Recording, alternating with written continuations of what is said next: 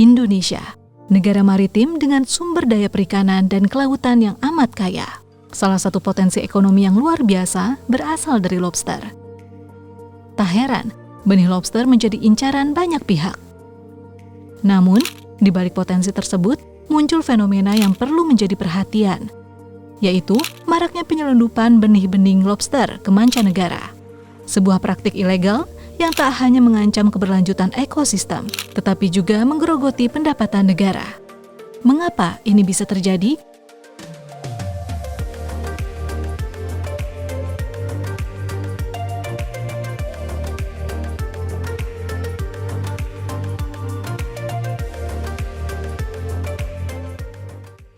Potensi ekonomi budidaya lobster Indonesia, kalau kita lihat konteksnya adalah baby lobster ya, yang itu banyak dibawa keluar dari Indonesia, terutama ke Vietnam, itu sangat besar.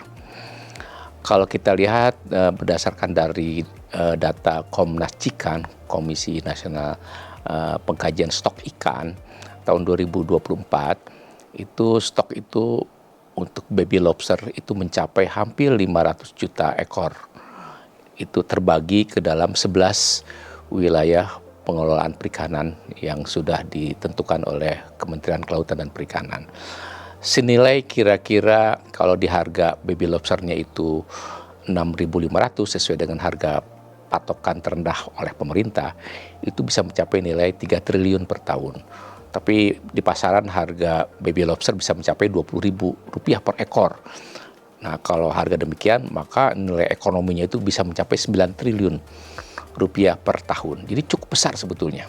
Benih yang diperdagangkan yang memiliki nilai harga tinggi tadi yang sudah saya sebutkan, itu adalah Stadia puerilus. Jadi dalam siklus hidup lobster ini itu ada yang disebut dengan Stadia pilosoma. Itu dari telur baru menetas, itu menjadi Stadia pilosoma, kemudian selanjutnya menjadi Stadia puerilus, atau orang kan bilang sebagai Stadia baby lobster. Ini yang diperdagangkan. Kemudian masuk nanti ke pre-juvenile, kemudian juvenile dan sebagainya. Nah, yang memiliki nilai tinggi itu adalah yang baby lobster ini. Dan itu memang khusus untuk keperluan pembudidayaan. Tidak bisa dikonsumsi, terlampau mahal, katakan jadi rempeyek lobster gitu, terlampau mahal itu.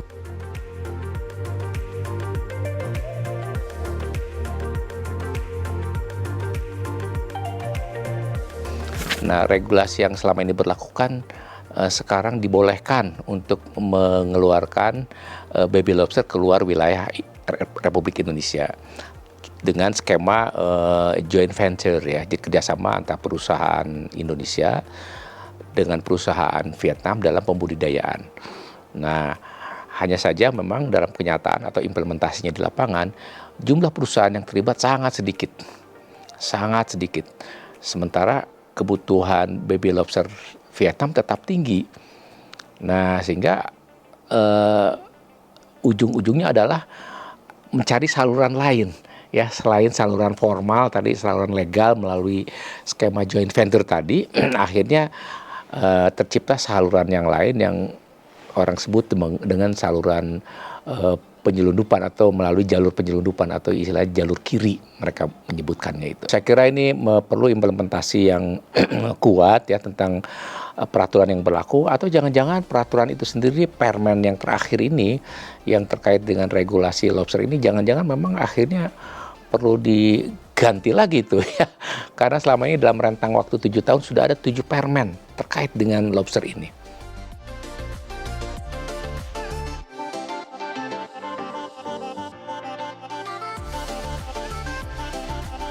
Ya, saya kira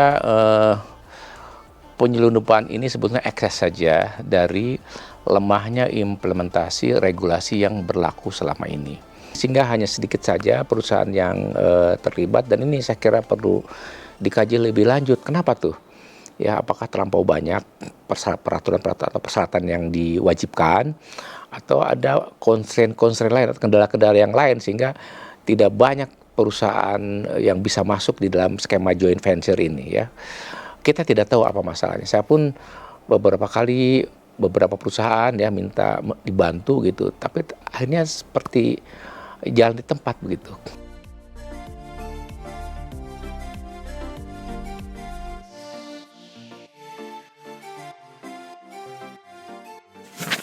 jelas ya, negara tidak dapat apa-apa kalau melalui jalur penyelundupan ya.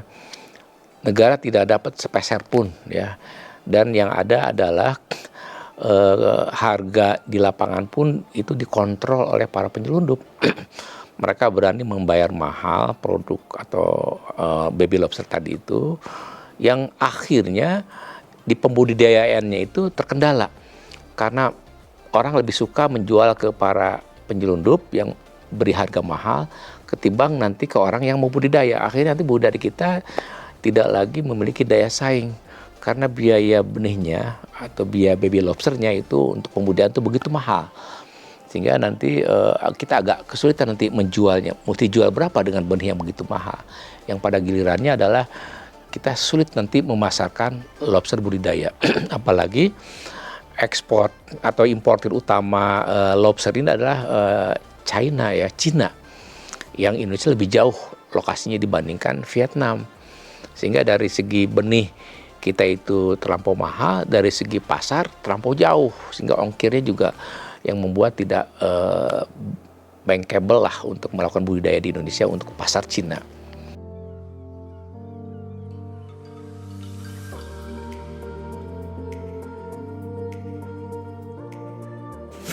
Ya, saya kira pertama ya, mungkin bisa dilibatkan perguruan tinggi untuk mengevaluasi kembali mengenai implementasi daripada permen terakhir ini yang terkait dengan pengeluaran lobster dari wilayah Indonesia keluar ya, itu dikaji kembali ya.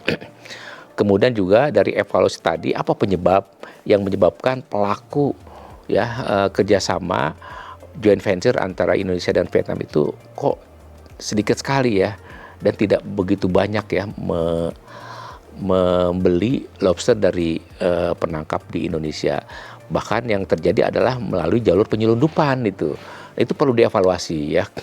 Nah kemudian juga tentunya ya dibutuhkan upaya untuk menangkal penyelundupan tadi, dan itu bukan pekerjaan mudah itu, karena memang penyelundupan itu sudah berlangsung sejak ketika pelarangan lobster keluar dari Indonesia diberlakukan pada waktu tahun 2016 tuh, waktu itu Bu Menteri Susi Pujiastuti itu ya.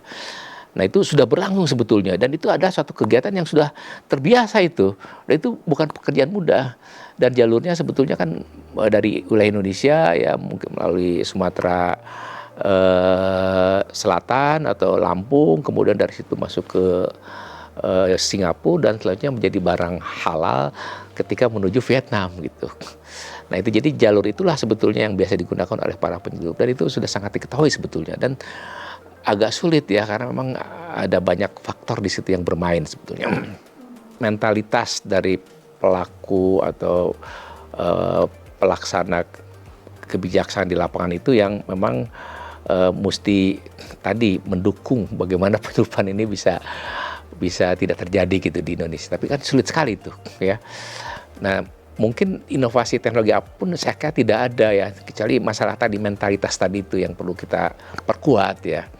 Dan mungkin yang terpenting adalah tadi ya, bagaimana memperbesar peluang pengeluaran lobster itu melalui jalur yang legal itu. Yang tadi pelaku skema joint venture Indonesia, perusahaan Indonesia, perusahaan Vietnam itu diperbesar ya, supaya lebih banyak lagi yang sebetulnya melalui jalur tadi itu.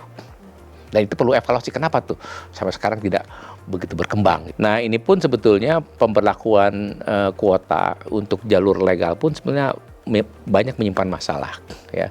Seringkali satu daerah itu mendapatkan kuota yang lebih sedikit dibanding daerah yang lain, padahal sebetulnya nelayannya lebih banyak gitu dibandingkan daerah lain. Nah itu pun menyimpan masalah sebetulnya, karena nanti pembagian kuota itu kan nanti di setiap provinsi itu ada perdanya yang mengatur ya. Itu seringkali juga ada unsur-unsur dirasakan oleh para nelayan ketidakadilan di situ. Nah, itu banyak menyimpan masalah sebetulnya.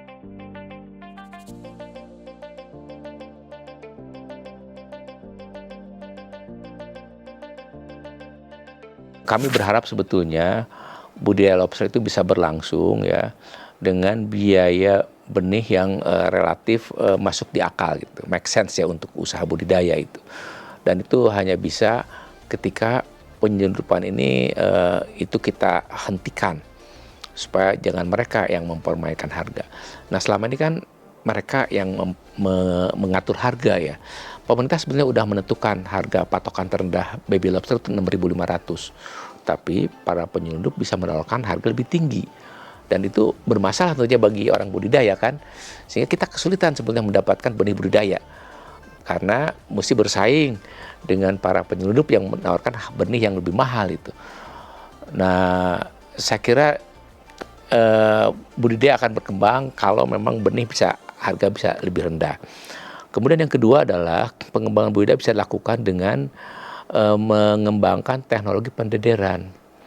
Kita berharap sebetulnya di sentra-sentra benih lobster atau baby lobster itu dikembangkan teknologi pendederan. Jadi pada saat tidak musim baby lobster, masyarakat lain punya kemampuan untuk mendederkan sampai ukuran 30 gram. Sehingga nanti kawasan tadi selain sebagai produsen baby lobster, juga produsen benih dederan.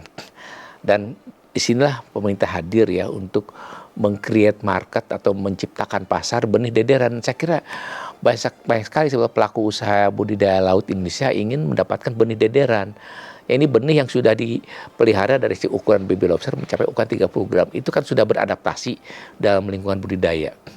Nah, sehingga nanti nilai tambah itu ada di sentra-sentra baby lobster, terutama pada saat pacaklik atau pada saat bukan musim benih.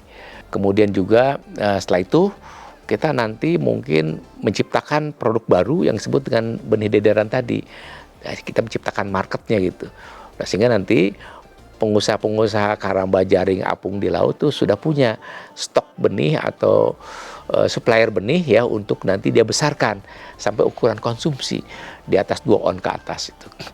Nah, kita harapkan sebetulnya rantai pasok itu kita ciptakan, kemudian juga pendukungnya kita bangkitkan seperti pakan ya. Karena untuk budidaya lobster ini kita membutuhkan pakan tertentu, terdiri dari pakan buatan maupun pakan alami. Nah, pakan alaminya itu yang paling bagus adalah dari kelompok kekerangan. Karena memang baby lobster ini membutuhkan unsur kalsium ya dari kekerangan tadi yang dia butuhkan untuk keperluan dia nanti ganti kulit atau istilahnya molting. Penyelundupan benih-benih lobster adalah cerminan dari tantangan besar dalam menjaga kedaulatan sumber daya laut kita. Diperlukan implementasi regulasi yang kuat, pengawasan yang ketat, dan kesadaran kolektif dari seluruh elemen masyarakat untuk memastikan kekayaan bahari Indonesia akan selalu lestari untuk generasi yang akan datang.